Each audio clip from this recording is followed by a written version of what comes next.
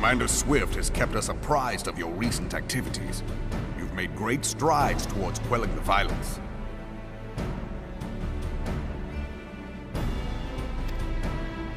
Despite our best efforts to determine what provoked this uprising, the truth continues to elude us.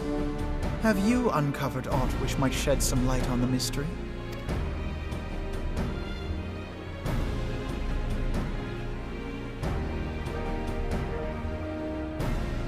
This information does not leave this room.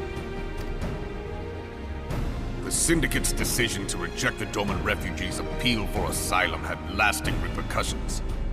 A number of those displaced by the calamity claimed it was proof of a policy of discrimination.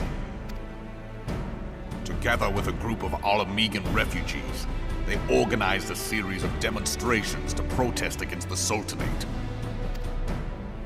Demonstrations which became heated, but did not descend into violence. Until a certain incident served as a call to arms. A unit of brass blades sent to supervise a demonstration loosed arrows upon unarmed protesters. It was this atrocity which prompted the refugees to take up arms. I need not tell you what followed. We assumed at first that the attack was born of a miscommunication. When emotions run high, they happen. But suspicions were raised regarding the unit's commanding officer, whom I ordered interrogated.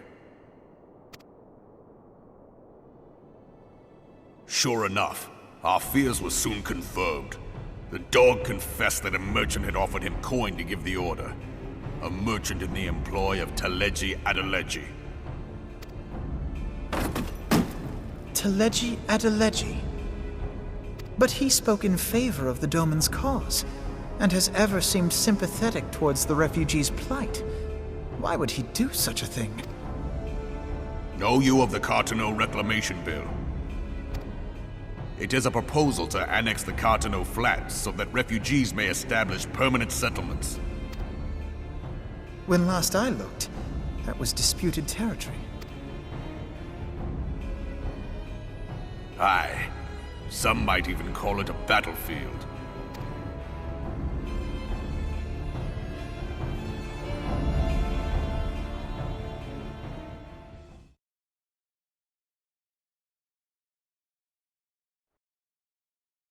The destruction wrought by Bahamut was greatest at the Cartano Flats.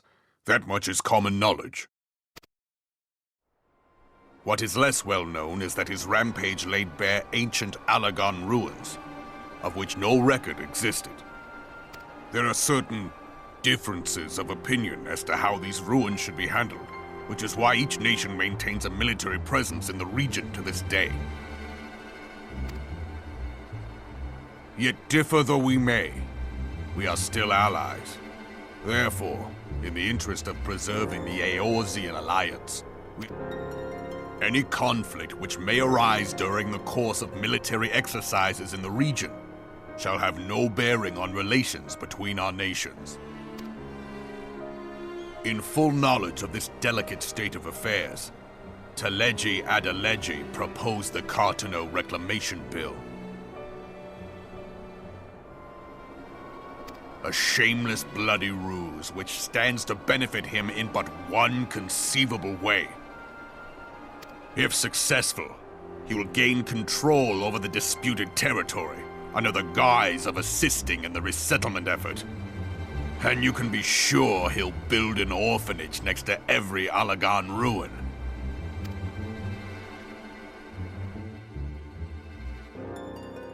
The man would threaten the unity of the Eorzean alliance and risk countless lives for personal... He walks a path all his own, independent of any faction and beholden to none of his fellows on the Syndicate. By inciting the less fortunate to violence, he hopes to convince others that the Cartano Reclamation Bill is the only viable solution. His sympathy for the plight of the Domans was not but posturing to gain credibility with the refugees. Of that there can be no doubt.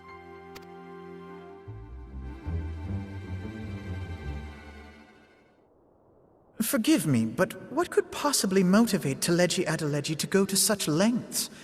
What is so special about these ruins that he would risk his position on the Syndicate, and, most likely, charges of treason against the Sultanate?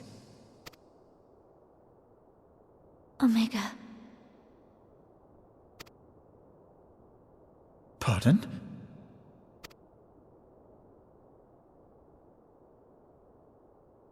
An Allagan monstrosity, not unlike the Ultima weapon.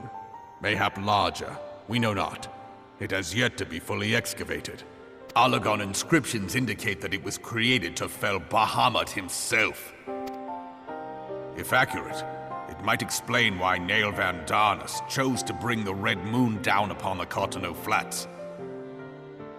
Given the ends he went to ensure Eorzea's annihilation, destroying the one weapon which could stay the Elder Primal may well have seemed like good sense.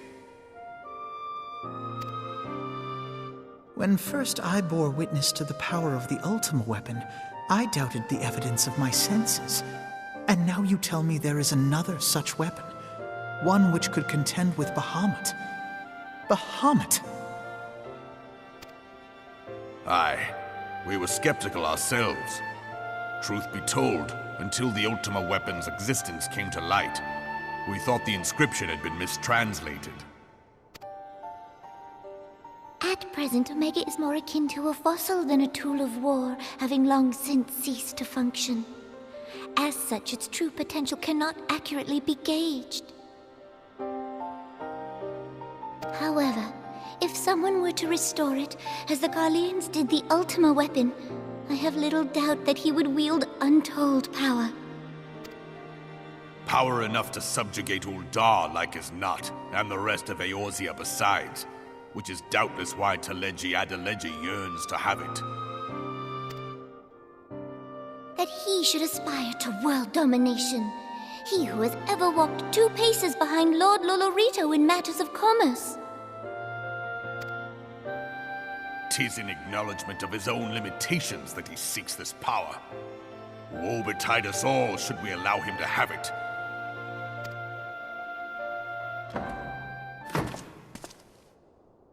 Pray waste no time chasing rats.